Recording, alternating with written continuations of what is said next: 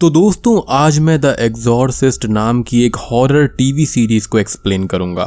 साल 1973 में the Exorcist नाम की एक बेहतरीन हॉरर मूवी आई थी एंड ये film all time best horror film में से एक है। ये मूवी ट्रू इंसिडेंट से इंस्पायर्ड थी और इस फिल्म की कंटिन्यूएशन पार्ट ही ये टीवी सीरीज है। इस सीरीज के अंदर टोटल 2 सीजन्स हैं एंड कुल 20 एपिसोड्स हैं एंड मैं सभी को एक्सप्लेन करने वाला हूँ। लेकिन आज की इस पर्टिकुलर वीडियो के अंदर मैं इस सीरीज के पहले 4 एपिसोड्स को कवर करूंगा, क्योंकि ये नॉर्मल सीरीज की तरह नहीं है जहां पर आपने सभी कुछ एक ही वीडियो में बता दिया।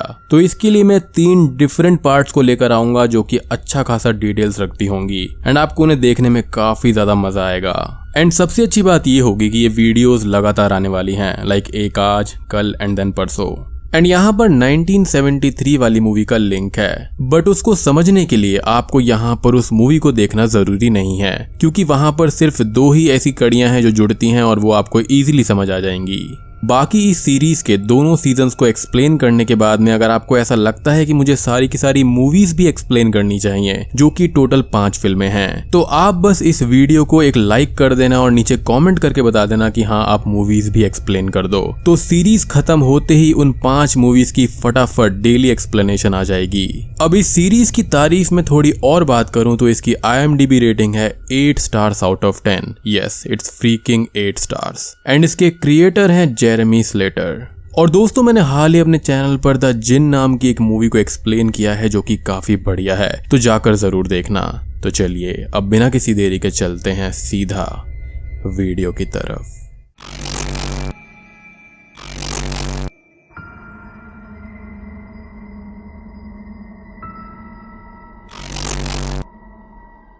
एपिसोड 1 की शुरुआत फादर मार्कस नाम के एक एक्सपर्ट एग्जॉर्सिस्ट के साथ में होती है, जो कि मैक्सिको देश के एक घर में आया था। उनके आते ही इविल चीजें होनी शुरू हो जाती हैं, कुत्ते भौंकने लगते हैं, हवा तेज चलने लगती है एंड रेवन बर्ड्स चीखने लगती हैं। Dam, These Raven birds again। खैर कहानी अब अमेरिका के शिकागो शहर में शुरू होती है, जहां पर एक न्यू रूकी प्रीस्ट फादर थॉमस संडे मास कंडक्ट कर रहा था। फादर थॉमस यहाँ पर सेमिनरी कॉलेज से आया हुआ फ्रेश प्रीस्ट था एंड ये उसका पहला चर्च भी था। अब इस कहानी के तहत हम एक फैमिली को देखते हैं जिसमें एंजेला, उसकी बेटी कैसी एंड हस्बैंड हेनरी था। ये लोग चर्च पर आए हुए थे। फादर थॉमस अब चर्च के बाहर एक होमलेस आदमी को देखता है जो कि देखने में काफी ज्यादा अजीब था। वो धीरे धीरे उसे पास बुला रहा था, बट अचानक से ही वो गायब हो जाता है। अब यहाँ पर मुझको ऐसा लगता है कि ये आदमी लॉकडाउन के चलते दुखी हो गया है एंड इसके पास नेसेसिटी की चीजें खत्म हो गई हैं। लेकिन अगर इसके पास में कैश करो ऐप होता तो शायद इसको इजीली पैसे मिल जाते। कैश करो ऐप एक ऐसी बेहतरीन एप्लीकेशन है जिसके जरिए आप ऑनलाइन साइट्स पर शॉपिंग करके पैसा कमा सकते हैं। ऐसे पैंडेमिक के समय में आप कैश करो के जरिए अलग अलग वेबसाइट से शॉपिंग करके जरूरत की चीजें मंगवा सकते हो, जिससे आपको कैशबैक भी मिलेगा। सबसे बड़ी बात यह है कि यहाँ पर रतन टाटा जी ने भी इन्वेस्ट किया हुआ है, which makes it really reliable. यानी कि इस ऐप के जरिए आप शॉपिंग भी कर सकते हैं एंड पैसा भी कमा सकते हैं। तो चलो मैं आपको बताता हूँ कि कैसे। सबसे पहले आप डिस्क्रिप्शन में दिए गए लिंक से इस ऐप को डाउनलोड कर लीजिए और रजिस्टर करते ही आपको 25 रुपीज का बोनस मिल जाएगा। या फिर आप प्ले स्टोर से जाकर ऐप को डाउनलोड करके मेरा कोड GHOST25 का इस्तेमाल करके भी 25 रुपीज पा सकते हैं। खैर अब आप नॉर्मली जैसे शॉपिंग करते हैं वैसे शॉपिंग करिए, like Flipkart, Amazon, mobile recharge इत्यादि। बट मैं यहाँ पर अमेजॉन से कुछ शॉपिंग कर लेता हूँ। अब बस ऑर्डर सक्सेसफुल होते ही आप जैसे ही कैश करो ऐप में देखेंगे तो आपको कैशबैक मिल चुका होगा। अब जैसे ही आपका कैशबैक कंफर्म हो जाए आप इसको सीधा अपने बैंक अकाउंट में ट्रांसफर कर सकते हैं, या फिर आप इसको अमेजॉन वाउचर में भी कन्वर्ट कर सकते हैं। एंड यहाँ पर सबसे अच्छी बात यह है कि कैश करो के जरिए आप 1500 से भी ज्यादा वेबसाइट्स के जरिए कैशबैक का लाभ उठा सकते हैं। तो देर किस बात की है, डिस्क्रिप्शन में दिए गए लिंक से कैश करो ऐप को डाउनलोड करें एंड लाभ उठाएं। अब ये चर्च जो था वो शहर के उस हिस्से में था जहाँ पर कई सारे बेघर लोग रहा करते थे। खैर अगर अब हम हेनरी की बात करें तो उसका एक एक्सीडेंट के दौरान ब्रेन डैमेज हो गया था, इसलिए उसका बिहेवियर नॉर्मल नहीं था, उसकी याददाश्त आती जाती रहती थी। अब एंजेला की दूसरी बेटी कैट कॉलेज से लीप ईयर लेकर वापस आती है कॉलेज में उसकी फ्रेंड की एक एक्सीडेंट में डेथ भी हो गई थी, जिससे वो काफी ज्यादा उदास रहने लगी थी। उसने कई दिनों से अपने आप को घर में ही कैद कर लिया था। एंजेला कैट की मेंटल हेल्थ से परेशान थी। खैर दूसरी तरफ अब थॉमस अपनी एक्स गर्लफ्रेंड जेसिका से अभी भी कांटेक्ट में था। 13 महीने पहले उसने उसके साथ में ब्रेकअप करके चर्च को ज्वाइन कर लिया था। थॉमस के पेरेंट्स बचपन में ही मारे गए थे। वो अपनी सिस्टर एंड उसके बेटे के साथ में रहने लगा था। उसकी सिस्टर का ये मानना था कि वो प्रीस्टहुड के लिए रेडी नहीं है, एज उसके अंदर जेसिका के प्रति अभी भी फीलिंग्स थी, जबकि जेसिका ने शादी कर ली थी। अब हम फादर डेवन को देखते हैं, जो कि मैक्सिको में फादर मार्कस से मिलने आया था।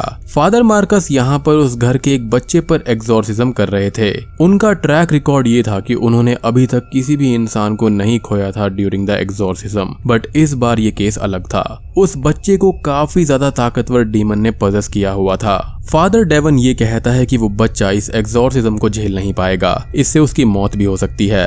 वो फादर मार्कस से एग्जॉर्सिज्म को एंड करके बच्चे को रोम ले जाने की बात करता है, बट फादर मार्कस यहाँ पर अड़िग था। वो फादर डेवन पर गन तानकर उसे रोक लेता है। वो किसी भी हालत में एग्जॉर्सिज्म को पूरा करना चाहता था। लेटर ऑन वो एग्जॉर्सिज्म करता रहता है, बट सफल नहीं हो पाता। वो डीमन बच्चे को तड़पा तड़पा कर उस पर हमला कर रहा था। अब हम थॉमस को उसी रूम में देखते हैं जहाँ पर फादर मार्कस एग्जॉर्सिज्म कर रहा था। असल में कई दिनों से थॉमस को एक सपना हॉन्ट कर रहा था, जिसमें फादर मार्कस और वो बच्चा था। इधर एंजेला के घर में कई दिनों से कुछ भूतिया घटनाएं हो रही थी। उसे अक्सर कैट के रूम की दीवार से कुछ आवाजें सुनाई देती थी। घर के चेयर्स अपने आप ही मूव हो रहे थे। इन सब से परेशान होकर फाइनली वो फादर थॉमस से हेल्प मांगती है। वो ये कहती है कि उसके घर में शायद एक डीमन है जिसने कैट को पजेस किया है। फादर थॉमस मॉडर्न विचारधारा का प्रीस्ट होता है। प्रीस्ट होने के बावजूद भी वो एंजल्स एंड डीमंस में विश्वास नहीं रखता था। एंड यहाँ पर प्रीस्ट बनने का पहला उसूल ये है कि अगर आप गॉड एंड एंजल्स में विश्वास करते हैं तो आपको डेविल एंड डीमंस में भी विश्वास रखना होगा, तभी आप उस पर हावी हो सकते हैं। एंड यहाँ पर वो प्रीस्ट बाय मिस्टेक बन गया था। वो श्योर नहीं था कि वो प्रीस्ट बनने के लायक है भी या फिर नहीं। अब वो एंजेला को किसी साइकियाट्रिस्ट के पास में कंसल्ट करने के लिए बोलता है, बट एंजेला इंसिस्ट करके उसे एक बार कैट से बात करने के लिए बोलती है। लेकिन उसी टाइम पर एक रेवन बर्ड फादर थॉमस के खिड़की में घुसता है और तड़पने लगता है। उसका सारा खून सामने रखी हुई बाइबल पर गिर जाता है। मतलब कि ये एक चेतावनी थी कि यदि फादर ने उनकी हेल्प करी तो बहुत बुरा होगा। खैर फादर अब कैट से मिलता है और उसके मॉम के प्रति चिंता को बताता है। कैट इस पूरी डिमोनिक पोजेशन की कहानी को सुनकर हंसने लगती है। वो ये कहती है कि पिछले साल डैड का एक्सीडेंट हुआ था, उसके बाद वो अपने रोजमर्रा के काम को भी ठीक से नहीं कर पा रहे हैं। बाद में मेरा और मेरी फ्रेंड का एक्सीडेंट हुआ और मैं यहाँ पर आ गई। इन सब से मॉम परेशान है और बस कुछ नहीं है। वो अपने जीवन में अचानक हुए इतने सारे बदलाव को झेल नहीं पा रही है और वो बिल्कुल ठीक है, नॉर्मल है एंड जिम्मेदार है। फादर थॉमस को भी कैट का बिहेवियर बिल्कुल नॉर्मल लगता है एंड यही बात वो एंजेला को डिनर के दौरान बताता है। डिनर के बाद में हेनरी फादर थॉमस से क्रिप्टिक वे में ये कहते हैं कि father Marcus Saint Aquinas centre में है। फादर थॉमस को यहाँ पर कुछ भी समझ में नहीं आता और वो पूछता है कि फादर मार्कस कौन है और सेंट एक्वाइनस क्या है, बट यहाँ पर हेनरी को कुछ भी याद नहीं था। वो अक्सर कुछ बोलता था एंड उसके अगले ही पल में उसको वो बात याद नहीं रहती थी। अब घर जाकर फादर थॉमस नेट में सर्च करते हैं तो उनको ये पता चलता है कि सेंट एक्वाइनस एक रिहैब सेंटर है, जहाँ पर रास्ते से बिगड़े हुए प्रीस्ट को रास्ते पर लाने के लिए भेजा जाता है। उस रात थॉमस को फिर से एक सपना आता है जहाँ पर फादर मार्कस उस बच्चे पर फिर से एग्जॉर्सिज्म कर रहे थे। वो डीमन काफी ज्यादा ताकतवर था। वो अब उस बच्चे को हवा में लेविटेट कर कर उसकी गर्दन को घुमाकर मार डालता है और फादर मार्कस हॉरर में इसे देखकर रोने लगते हैं। थॉमस भी इसे देखकर काफी ज्यादा शॉक में था, यानी कि उसको ये सारी चीजें नाइटमेयर्स में दिख रही थी। अब अगले दिन थॉमस सेंट एक्वाइनस जाता है और वहां पर फादर मार्कस से मिलता है। उसे अपने सपने के बारे में भी बोलता है, जिसको सुनकर फादर मार्कस काफी ज्यादा सरप्राइज्ड हो जाते हैं। वो ये कहते हैं कि वो एग्जॉर्सिज्म रियल में हुआ था, लेकिन 18 महीने पहले। यानी कि शुरुआत में जब हमको फादर मार्कस के बारे में दिखाया गया था वो 18 महीने पहले की टाइमलाइन थी। यहाँ पर वो ये बताते हैं कि वो उस बच्चे को बचा नहीं पाए थे। थॉमस को ये सब सुनकर विश्वास नहीं होता।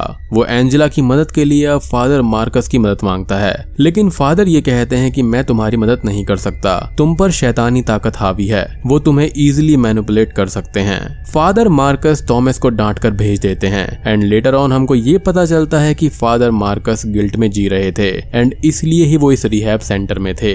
असल में उन्हें बच्चे को खोने का काफी ज्यादा अफसोस था, क्योंकि इससे पहले उनके सारे केसेस यानी कि सारे के सारे एग्जॉर्सिज्म सक्सेसफुल हुए थे। इसलिए सोच विचार करके वो लेटर ऑन शिकागो जाने लगते हैं।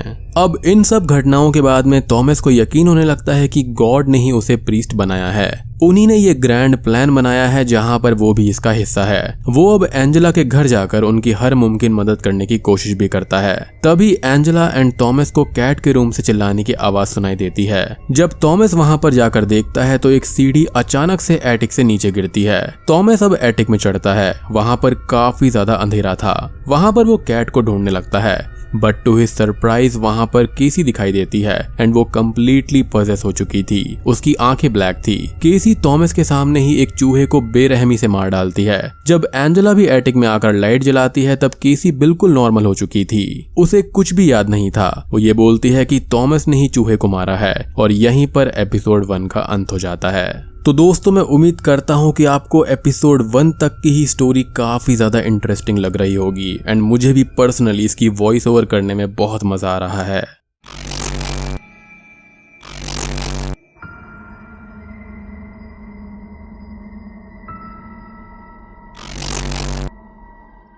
अब एपिसोड 2 की स्टार्टिंग में हम कुछ बच्चों को एक प्रीस्ट के साथ में देखते हैं। वो प्रीस्ट बच्चों को एक एक करके एक अंधेरे रूम में भेज रहा था जहां पर एक डीमन ने एक आदमी को पजेस किया हुआ था।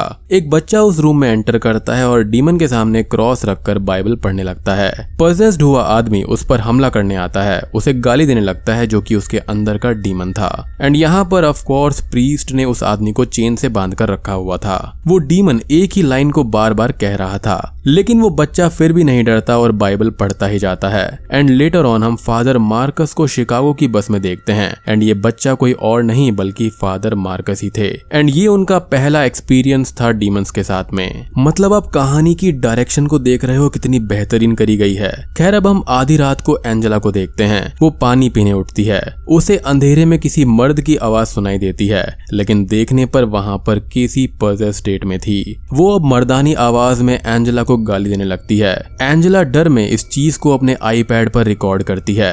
लेटर ऑन केसी अपने आप ही पोजेशन से बाहर आ जाती है। वो काफी ज्यादा कंफ्यूज्ड हो जाती है एंड डरी भी हुई थी। थॉमस अब इस वीडियो एविडेंस को बिशप ईगन को दिखाकर केसी पर एग्जॉर्सिज्म करने की परमिशन मांगता है, लेकिन फादर ईगन को ये काफी नहीं लगता, बल्कि वो थॉमस को इससे दूर रहने के लिए बोलते हैं। अब कुछ ही दिन के बाद में रोम से पोप शिकागो आने वाले थे। उनकी वेलकम कमेटी में थॉमस भी था। बिशप ईगन थॉमस को अपनी एनर्जी उस पर डालने के लिए कहते हैं, एज वो अच्छा काम कर रहा था। अब हम एक बच्चे को देखते हैं जो कि हेडफोन लगाकर अपने घर से निकलता है। एंजेला अब मारिया वॉल्टर्स नाम की एक महिला से मिलती है जो कि पोप की वेलकम कमेटी की दूसरी मेंबर थी। वो पोप के लिए होटल्स को फाइनलाइज कर रही थी। अब एंजेला एक शानदार होटल की मालकिन थी जो कि उसको अपना होटल दिखाती है, यानी कि मारिया को। सिक्योरिटी के हिसाब से ये होटल परफेक्ट था, इसलिए मारिया इसको फाइनलाइज कर देती है। तभी एंजेला को केसी के मोबाइल से एक कॉल आता है जिसमें उसे फिर से एक मर्दानी आवाज सुनाई देती है। एंजेला ये सुनकर घर की तरफ भागकर आती है एंड केसी को ढूंढने लगती है, लेकिन घर के अंदर कोई भी नहीं था। बट केसी का फोन उसके रूम में ही था। Letter on Henry, cat and Casey घर पर आते हैं। वो ये कहते हैं कि वो सभी बाहर आइसक्रीम खाने गए थे। अब एंजेला केसी का फोन उठाती है जिसके नीचे से एक कीड़ा बाहर आता है। केसी इस चीज से डर जाती है, लेकिन कैट उसे सिर्फ एक कीड़ा कहकर फेंकने जाती है। वो केसी का पिलो उठाती है जिसके नीचे से सैकड़ों कीड़े एकदम से बाहर निकलते हैं एंड सब लोगों को ये चीज नॉर्मल नहीं लगती। थॉमस अब मॉर्निंग जॉगिंग करके घर पर आता है। वहां पर फादर मार्कस पहले से ही थे। वो थॉमस की हेल्प करने के लिए आए थे, बट इसके लिए वो एक शर्त रखते हैं। वो थॉमस से ये कहते हैं कि उसे उन्हें सब कुछ बताना होगा, यानी कि थॉमस की पास्ट लाइफ और उसके अंदर छुपे हुए असली पत्ते। एग्जॉर्सिज्म के दौरान डीमंस उसका फायदा उठाकर उसे कमजोर बना सकते थे, इसलिए फादर मार्कस ये सब जानना चाहते थे। फादर मार्कस अब जेसिका के बारे में भी पूछते हैं क्योंकि उन्होंने वहां पर रखे हुए सभी लेटर्स को रीड कर लिया था। थॉमस उसे सिर्फ एक फ्रेंड ही कहता है एंड असल में वो अभी भी उसको चाहता था। खैर, केसी अपने हाई स्कूल में एक एथलीट थी। वो लक्रोस स्पोर्ट खेलती थी एंड इसे हॉकी जैसे ही स्टिक से खेला जाता है, जहां पर बॉल को हवा में उछाला जाता है। अब एक मैच के दौरान अपोजिट टीम की एक लड़की 2 बार केसी को जानबूझकर गिराती है। इस मैच को देखने कैट भी यहाँ पर आई थी। अब हाफ टाइम के दौरान केसी कैट के बगल में एक आदमी को देखती है जो उसे चीयर कर रहा था। एक्चुअल में ये एक डीमन था, बट केसी को ये बात अभी पता नहीं थी। ये डीमन सिर्फ केसी को ही दिख रहा था एंड केसी भी उसको सीक्रेटली अपने लाइफ के सारी चीजों के बारे में शेयर कर रही थी एज उसको ये लगता है कि ये एक एंजल है। मैच के दौरान अब केसी फिर से पजेस हो जाती है एंड वो अपोजिट टीम की उस लड़की को घूरने लगती है एंड देखते ही देखते उस लड़की का पैर टूट जाता है और वो गिर जाती है।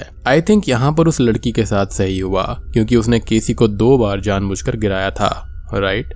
खैर अब रात को Henry, cat and Casey Jenga tower game खेल रहे थे जहां पर एंजेला सारा काम खत्म करके आती है। कैट अब केसी के गेम की सारी घटनाओं के बारे में सबको बताती है। वो एंजेला के डेविल पोजेशन वाली बात को भी केसी एंड हेनरी से हंसते हुए बोलती है। यानी कि जब शुरुआत में एंजेला ने फादर थॉमस को यहाँ पर कैट के पजेस्ड होने की बात को लेकर बुलाया था। अब इस चीज को सुनकर हेनरी थोड़ा सा सरप्राइज हो जाता है। इसी बीच केसी जेंगा टावर के सबसे नीचे वाले पीस को उठाती है बट फिर भी वो टावर नहीं गिरता।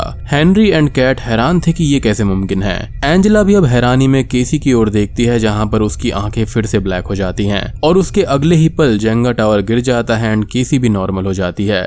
इन सबको देखकर एंजेला की चिंता और भी बढ़ गई थी।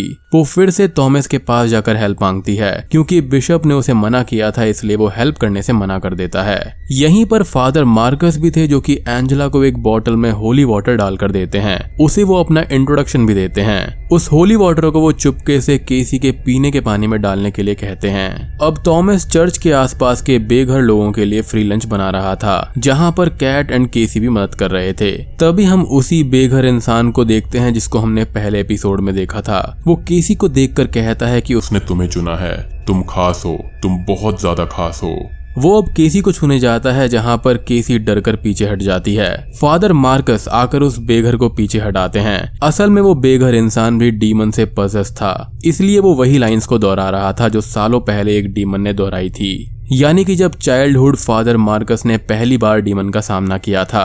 फादर मार्कस को ये सुनकर काफी शॉक लगता है और यहाँ पर सिर्फ केसी पजेस्ड नहीं थी बल्कि उसके जैसे कई और लोग भी थे। रात को फादर मार्कस उस बेघर आदमी का पीछा करते हैं एंड उसके कैंप पर आते हैं। वो उस बेघर आदमी को एक वैन में चढ़ते हुए देखते हैं। तभी एक और पजेस हुई लेडी उसके सामने प्रकट हो जाती है। वो लेडी ये कहती है कि तुम कमजोर पड़ गए हो, सबको पता चल चुका है कि तुम में अब वो बात नहीं है। फादर मार्कस अब उस पर क्रॉस लगाकर एग्जॉर्सिज्म करने लगते हैं, अपनी पूरी ताकत लगाते हैं बट वो डीमन उस लेडी से बाहर नहीं जाता। डीमन ये कहता है कि तुम्हारे अंदर अब ताकत नहीं है, तुम एक फेल्ड प्रीस्ट हो। उस बच्चे को खोने के बाद में फादर मार्कस इंटरनली टूट गए थे एंड उनका बिलीफ कमजोर हो गया था। एंजेला अब डिनर के दौरान केसी के ग्लास में होली वाटर को मिला देती है।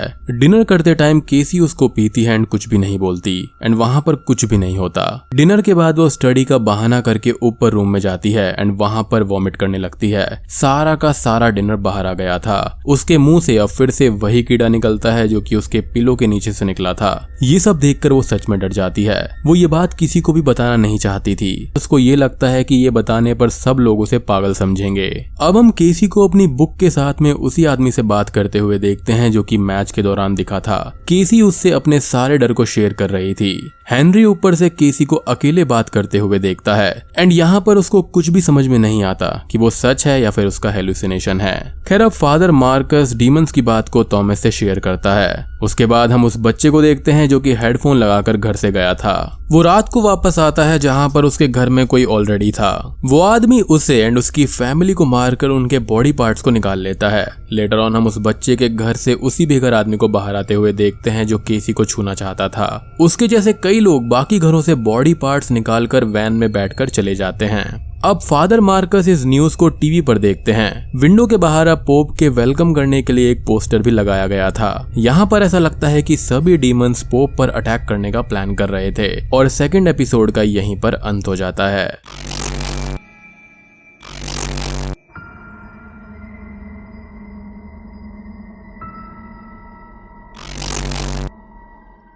एपिसोड 3 की शुरुआत एक फ्लैशबैक के साथ में होती है। कैट एंड उसकी फ्रेंड जूलिया रात में कार में कहीं पर जा रहे थे। जूलिया हमेशा कैट से अट्रैक्टेड थी और ये बात वो कार में ही कैट को बता देती है। कैट को भी जूलिया काफी पसंद थी। इसी बीच ड्राइव करते टाइम कैट को सड़क के बीच एक आदमी दिखाई देता है एंड उसे बचाने के चक्कर में उसका बैलेंस खो जाता है। कार का भयानक एक्सीडेंट होता है। जूलिया वहीं ऑन द स्पॉट मारी जाती है एंड इसी कारण से वो काफी ज्यादा दुखी थी एंड घर में खुद को कई दिनों तक उसने बंद कर लिया गया था। एंड कैट का अपनी पढ़ाई से लीप ईयर लेने का भी यही रीजन था। एंड यहाँ पर सबसे ज्यादा शॉकिंग बात यह थी कि रियल में वहां पर कोई आदमी नहीं था, बल्कि वो एक डीमन था। अपने लव को खोने की वजह से ही कैट काफी उदास थी। अब हम एंजेला के होटल के सामने एक और बेघर को देखते हैं जो कि चर्च के खिलाफ, पोप के खिलाफ नारे लगा रहा था। एंजेला सिक्योरिटी से कहकर उसे वहां से हटवा देती है। अब वेटिकन से पोप के दौरे को फिक्स करने के लिए एक टीम आई थी जिसमें फादर डेवन भी थे। फादर मार्कस अब उस इलाके में जाते हैं जहां पर मर्डर्स हुए थे। उन्हें 2 लड़कों से ये पता चलता है कि कई लोगों के स्पेसिफिक बॉडी पार्ट्स मिसिंग हैं। हेनरी को भी अब केसी के पोजेशन के बारे में एंजेला से पता चला था। वो काफी ज्यादा स्केप्टिक था। वो थॉमस से मिलकर उससे बात करता है। थॉमस यहाँ पर ये कहता है कि स्केप्टिज्म अपनी जगह पर है और रियलिटी अपनी जगह पर। वो ये बोलता है कि केसी का हम पहले एक कैजुअल इंटरव्यू करेंगे एंड देखेंगे कि ये बात सच है या फिर नहीं। अब फादर मार्कस एंजेला के घर पर आते हैं, केसी के रूम को देखते हैं एंड वहां से उसकी कुछ चीजों को ले लेते हैं। कैट की गर्लफ्रेंड जूलिया का आज मेमोरियल डे था। Kat and Julia belly dancers थे। उनके डांस ग्रुप के जो बाकी मेंबर्स थे वो श्रद्धांजलि के रूप में एक डांस प्रोग्राम रख रहे थे। कैट इस चीज को सीरियसली नहीं लेती, वो अपनी फीलिंग्स को दबा रही थी। एज कैट एंड जूलिया की फीलिंग्स के बारे में किसी को आइडिया नहीं था। केसी उससे ये कहती है कि मैं तुम्हारे साथ हूँ, जब भी तुम्हें जरूरत पड़े मैं हूँ। अब केसी को वो आदमी फिर से दिखता है। उसने उसके लिए एक महंगी भड़काऊ ड्रेस ली थी जो कि फ्यूनरल मीटिंग के लिए अप्रोप्रिएट नहीं थी। वो उसको चोरी से वहां पर लेकर आया था। वो केसी को वो पहनकर जाने के लिए भी बोलता है। एंजेला के होटल में वेटिकन के डेलीगेशन ट्रिप की तैयारी चल रही थी। तभी उन्हें एक आदमी के चिल्लाने की आवाज सुनाई देती है। होटल के बाहर वो बेघर आदमी आग में जल रहा था एंड स्ट्रेंजली वो आग अपने आप लग गई थी, लाइक डिमोनिक फायर। अब फादर मार्कस एंड थॉमस केसी का इंटरव्यू लेने लगते हैं। थॉमस वीडियो रिकॉर्डिंग करने लगता है और फादर मार्कस केसी से पूछते हैं कि क्या उसे लगता है कि वो स्पेशल नहीं है, ब्यूटीफुल नहीं है, क्या वो कैट से जलती है। वो उसके रूम से लाए हुए एक चीप मिरर को दिखाकर पूछता है ये किसने तुम्हें दिया, क्या वो अभी भी इस रूम में है। बेसिकली फादर मार्कस केसी को इमोशनली टॉर्चर कर रहे थे ताकि उसके अंदर का डीमन बाहर आ जाए। तभी हम उस आदमी को केसी के बगल में देखते हैं जो उसे आंसर देने से मना कर रहा था। फादर मार्कस कहते हैं कि वो डीमन है, वो इविल है, उसने तुमसे झूठ बोला है। केसी गुस्से में ये कहती है कि वो झूठ नहीं बोलता, वो मुझे हेल्प करता है। अब अचानक से उस रूम में सभी चीजें हिलने लगती हैं एंड लाइट्स ऑफ हो जाती हैं। फादर मार्कस केसी पर क्रॉस लगाकर एग्जॉर्सिज्म करने लगते हैं। तभी डीमन केसी को पजेस करके मार्कस को हेलो कहता है। वो अरामिक लैंग्वेज में बात कर रहा था। उसे मैक्सिको के बच्चे के बारे में भी बोलता है, बाकी डीमंस के बारे में भी बताता है। फादर मार्कस को ये लगता है ये वही मैक्सिको वाला डीमन है, बट केसी के अंदर का डीमन ये कहता है कि मैं वो नहीं हूँ, बट उसने तुम्हारे साथ जो किया उससे मैंने काफी एंजॉय किया है। वो इतना कहकर चला जाता है। थॉमस ने ये सब रिकॉर्ड किया था एंड डीमन अभी भी केसी के अंदर ही था। लेटर ऑन वो इसे Bishop Egan and Father Devon को दिखाते हैं। दोनों ही प्रीस्ट यहाँ पर फुटेज की क्वालिटी पर आपत्ति उठाकर इसे दबा देते हैं। वो पोप के वेलकम में बिजी थे, इसलिए बाद में हैंडल करने का प्लान करते हैं। केसी भी इन सब चीजों से हैरान थी एंड उसे समझ में नहीं आ रहा था कि वो आदमी डीमन है या फिर एंजल है। थॉमस अब एंजेला एंड हेनरी को वीडियो दिखाकर पोप के जाने तक का वेट करने के लिए कहते हैं। उसी रात अब जूलिया की मेमोरी में एक डांस फंक्शन था। केसी वहां पर भड़काऊ ड्रेस पहनकर बैक स्टेज में घुसती है। ड्रिंक करके सबसे कहती है कि जूलिया एंड कैट एक दूसरे को प्यार करते थे, जो कि ऑब्वियसली उसके अंदर का डीमन उससे बुलवा रहा था। कैट को केसी का ये बर्ताव देखकर शौक लगता है। अब Angela, Henry, cat and Casey dance देखने लगते हैं। देखते ही देखते कैट रोने लगती है एंड कुछ ही देर के बाद में केसी की बॉडी से हैवी पसीना आने लगता है। वो बीच में ही उठकर चली जाती है एंड हेनरी उसको फॉलो करता है। इधर चर्च में फादर डेवन फादर मार्कस से मिलकर उसके कॉलर को वापस ले लेते हैं। यहाँ पर फादर मार्कस को चर्च से निकाल दिया गया था एज उन्होंने एग्जॉर्सिज्म करने की परमिशन नहीं ली थी। फिर भी वो यहाँ आकर अनऑफिशियली एग्जॉर्सिज्म कर रहे थे। चर्च अब ऑफिशियली फादर मार्कस को फायर करती है, बट अनऑफिशियली वो अभी भी जॉब पर थे।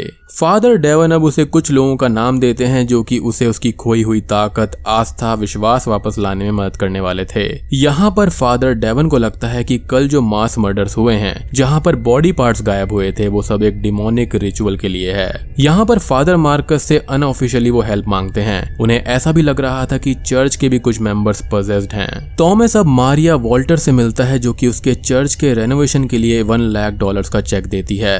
केसी अब हेनरी के साथ में एक लोकल ट्रेन में थी। नेक्स्ट स्टॉप पर कुछ लफंगे लड़के ट्रेन में चढ़ते हैं। उनमें से एक लड़का केसी को स्टॉक करने लगता है एंड उसे हैरेस करता है। केसी यहाँ पर अब फिर से पजेस होती है एंड ट्रेन में लाइट चली जाती हैं। केसी उस लड़के को उठाकर पटक देती है एंड उसकी छाती पर हमला करके उसके जबड़े को तोड़ देती है। जब लाइट्स वापस आती हैं उसके हाथ खून से रंगे हुए थे। हेनरी एंड बाकी लोगों को ये देखकर शॉक लगता है एंड पहली बार केसी भी शॉक में थी। और एपिसोड 3 यहीं पर खत्म हो जाता है।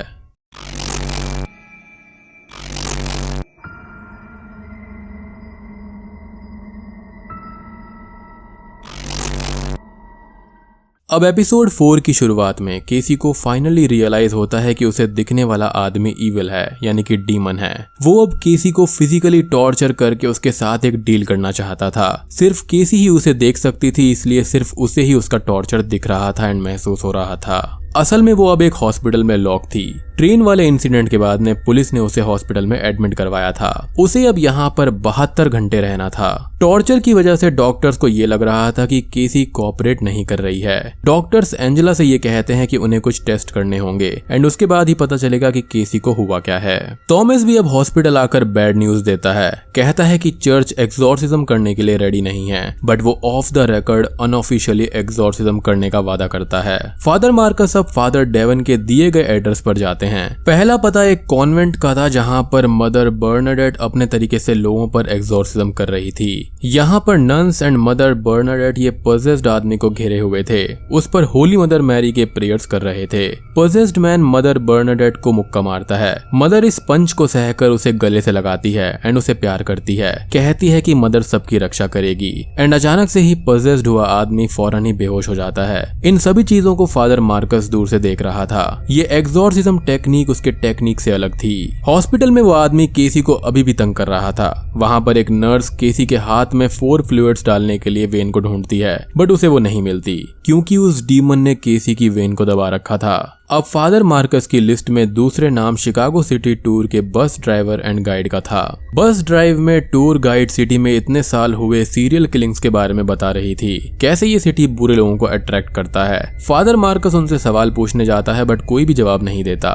थॉमस अब मारिया के पास जाकर केसी के केस को एक्सप्लेन करता है। उसके साथ उसका नेफ्यू भी था। थॉमस मारिया से उसके कनेक्शंस को यूज करके चर्च से एक्सॉर्सिज्म की परमिशन चाहता था। वो मारिया को सीधे कार्डिनल से बात करने की रिक्वेस्ट करता है।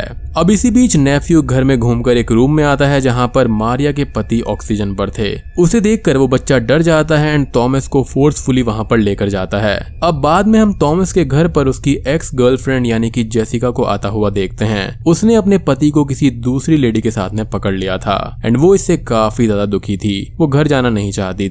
थॉमस उसे रात भर यहीं रहने के लिए कह देता है एंड उसे अपना बेड दे देता है एंड वो खुद सोफे पर सोता है। फादर मार्कस अब उस ड्राइवर एंड टूर गाइड के घर पर आते हैं। यहाँ पर फादर डेवन के बारे में बताकर हेल्प मांगते हैं एंड इन दोनों के पास शिकागो में हुई ब्रूटल किलिंग्स की एक हिस्ट्री थी। उनके मुताबिक जब भी डिमोनिक एक्टिविटीज तेज हुई हैं तब ऐसे मर्डर्स हुए हैं। उन्हें भी ऐसा लगता है कि डिमोनिक रिचुअल होने वाला है एंड इसके लिए लोगों के बॉडी पार्ट्स निकाले जा रहे हैं। हॉस्पिटल में केसी की हालत और भी ज्यादा बिगड़ रही थी। वो डीमन उसे टॉर्चर करते ही जा रहा था। वो अब उसके ऊपर बैठा हुआ था। एंजेला डॉक्टर से झगड़ रही थी एज वो उसे केसी से मिलने से रोक रहे थे। वो डोर के बाहर से ही केसी को देखती है एंड उसकी एक फोटो थॉमस को सेंड करती है। अगली सुबह जब थॉमस उठता है तब जेसिका चली गई थी। उसने एक थैंक यू लेटर भी लिखा था। जेसिका यहाँ पर फिर से थॉमस के साथ में रिलेशनशिप में आना चाहती थी बट क्लियरली थॉमस इंटरेस्टेड नहीं था एंड ये बात वो अब जान चुकी थी। फादर मार्कस अब वापस मदर बर्नाडेट से मिलता है। उसे एक्सप्लेन करता है कि कैसे वो कमजोर पड़ा एंड कैसे उसने उस बच्चे को खो दिया। मदर बर्नाडेट उसे समझाते हुए कहती है कि टाइम टू टाइम गॉड सबका टेस्ट लेते हैं। आज तुम्हारी बारी है। तुम्हें अपने अहंकार को छोड़ना होगा एंड पजेस्ड लोगों को केस के बजाय इंसानों की तरह देखना होगा, उनसे भी प्यार करना होगा। खैर थॉमस अब हॉस्पिटल आकर एंजेला से कहता है कि वो वहीं पर एक्सॉर्सिज्म करेगा। इसे सुनकर कैट को शॉक लगता है। वो इस चीज को अपोज करती है बट हेनरी यहाँ पर एंजेला का साथ देता है एज उसने केसी को पजेस होते हुए देखा था। शाम को मदर बर्नाडेट अब फादर मार्कस को एक मौका देती है।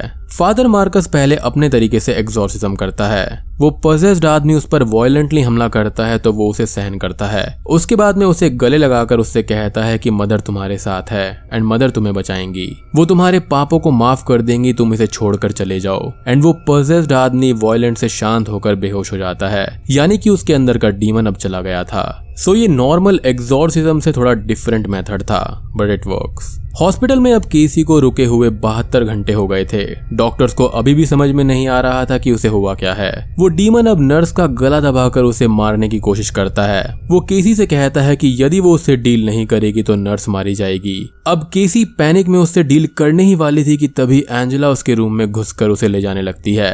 एंड फादर मार्कस भी अब थॉमस से मिलकर अनऑफिशियली एग्जॉर्सिज्म करने की तैयारी करने लगते हैं। वो लोग केसी के रूम को खाली कर उसे चारों ओर से बंद कर देते हैं और एपिसोड 4 का यहीं पर अंत हो जाता है। तो दोस्तों ये थे द एग्जॉर्सिस्ट सीजन 1 के पहले 4 एपिसोड की एक्सप्लेनेशन। उम्मीद करता हूँ कि आपको अभी तक काफी इंटरेस्ट आ रहा होगा। एंड आई नो कि ये सीरीज काफी ज्यादा लंबी है, लेकिन अभी काफी सारे असली पत्ते खुलने बाकी हैं। तो आने वाले 3 दिनों तक आपको लगातार वीडियोस मिलेंगे एंड आप काफी ज्यादा एंजॉय करेंगे। और अगर आप चाहते हैं कि मैं इन मूवीज का भी एक्सप्लेनेशन जल्दी लेकर आऊं तो बस एक लाइक एंड एक कमेंट। तो इस वीडियो को ढेर सारा प्यार देना, लाइक करना, चैनल पर नए हैं तो सब्सक्राइब कर देना। अब दोस्तों वीडियो खत्म करने से पहले मैं आपको कैश करो ऐप के बारे में याद दिलाना चाहता हूं, जो कि लिटरली आपको शॉपिंग करने के फ्री पैसे दे रहा है। तो डिस्क्रिप्शन में दिए गए लिंक से कैश करो ऐप को डाउनलोड करना बिल्कुल भी मत भूलना। एंड याद रहे कि आप मेरे कोड GHOST25 का इस्तेमाल जरूर करना ताकि आपको 25 रुपीज मिल जाएंगे। आप यहाँ पर लिटरली ढेर सारे पैसे बचा सकते हो और हर चीज पर कैशबैक कमा सकते हो। तो मैं आप सबको मिलता हूँ इसके अगले एपिसोड्स के साथ में। तब तक के लिए